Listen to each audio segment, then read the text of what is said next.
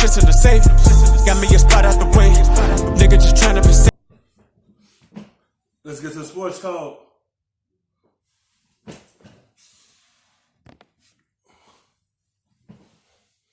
At the quarterback position. So I look at Joe Burrow, the kind of year he had overall. There's no doubt if you're a Cincinnati Bengals, unless you get blown away with some huge offer or giving up 5 first-round draft picks or 5 early round picks over the next couple of years, you take Joe Burrow with that first pick. So the argument to make Chase Young the first pick in this draft, understanding the significance of quarterback with Nick Bosa going 2 last year and his team's in the Super Bowl and all the rest of that, you don't see a place to make Chase Young the first pick in this draft?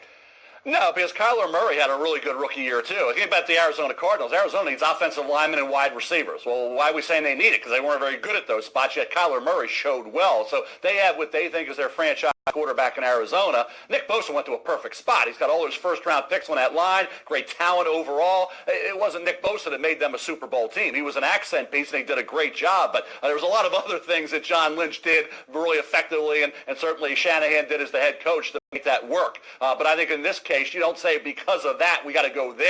You need a quarterback. Kyler Murray was the right pick for Arizona. I think Joe Burrow would be the right pick for Cincinnati. Okay, that's fair. Quickly, let me go to the other quarterbacks while I have you here. Sure. I understand that with Tua Tagovailoa, the injuries are everything. But absent that, do NFL people view him as a better prospect, as good a prospect as Joe Burrow? That's a tough call because it's not a fair call because of what Burrow did. Burrow was the better quarterback this year. You see, Chase Young is a good top pick, good defender that could change the defense in an instant. But at the same time, like Bosa, he made them go to the Super Bowl. He just got plugged into a team that was already on the verge of becoming good. And look what happened this year, and they went to the Super Bowl. Because they got healthy at that quarterback position with Jimmy Garoppolo. And look what happened. All these other pieces was on that team. He was just a fill-in. And look what all of it came together. Chase Young, yeah, you could see that 49ers got to the Super Bowl. It wasn't because of Bosa. That don't mean you take him. The ordinary to get your team going, you have to take the quarterback. Because the quarterback runs the team. He's a point of a team. Because he's going to have the football in his hands, and that could change a team. And you see what Arizona had. They had a franchise quarterback. They did not put some more pieces around him to be able to have that team going. They had to get that offensive line trained up for him and get some more wide receivers to help him. And Kyler Murray could take him to a playoff. They had to fix them spots. Same thing with the Cincinnati Bengals. They have to get a good offensive line to be able to protect Joe Burrow when they take him first overall pick. They got to do that too. They got to fix that line up front as well. When you take him, they got to do that to protect him, to keep him upright. Anybody ever could have imagined probably the greatest year you get from any quarterback in any year. And it's not like he has a weak arm. He's got a good arm. And you don't need a howitzer to be a great quarterback or Hall of Fame quarterback in this league. The way he moves, his instincts, his competitiveness, all that's off the charts, and he played all those teams ranked in the top 10 or top 5, so the schedule was very demanding as well. I think in terms of Tua, those 3 lower extremity injuries, Greeny, are a concern. They have to be. And certainly you look at a guy, he's not physically imposing either, but he's a pure quarterback. He's got everything it takes. He can spin it. He's accurate. He's precise. He sees the field like no other. If all things would have been equal and there was no injury concerns, it would have been a debate, Tua or Burrow. Certainly, Greeny, I'm with you. It would have been a debate, but it wouldn't be a lock that Tua was going over Burrow based on the kind of year Joe Burrow had. So 2 at 5. Now Miami probably figured out we got to be picking 1 to get to it. Now you're at 5 because of the injury. Ironically, we talked about Miami back when they passed on Breeze because of an injury. Nick Saban passed on Breeze because of that injury. Now it's Nick Saban's guy with the injury that should be a Miami Dolphin if he's there at 5. Just how significant a prospect is this guy?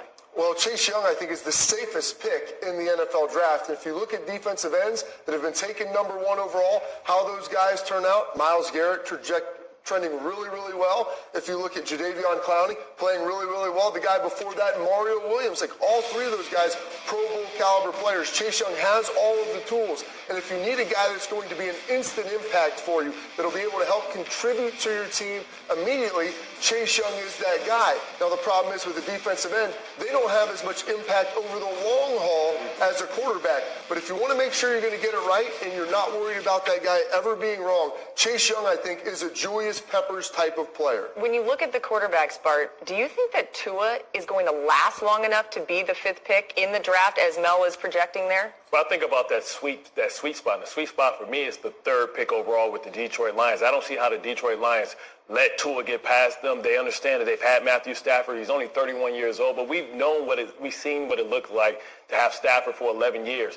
You're not going to win a Super Bowl with him. If you're a struggling young head coach in this league, you want to press the reset button. You can't let a guy with arm talent, vision, get away. Because look, within that division, you have a lot of older quarterbacks. This is your opportunity to get a young gun, start off young, and really be able to trade that pick and trade Matthew Stafford and be able to get some picks to try and start off young with a young core. I don't see how you let Tua get by. You have been on the Stafford to New England train for a while. It just makes so much sense, right? Because, Matthew Stafford, even though he's been around.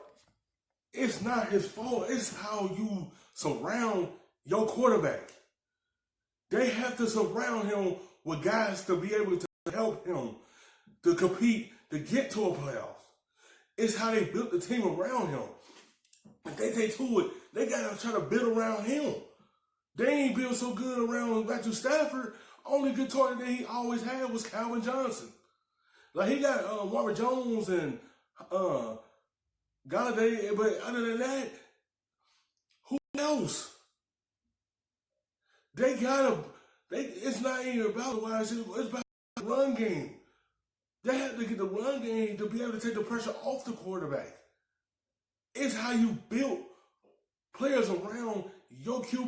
If they do, why don't training Stafford to someone and take to it?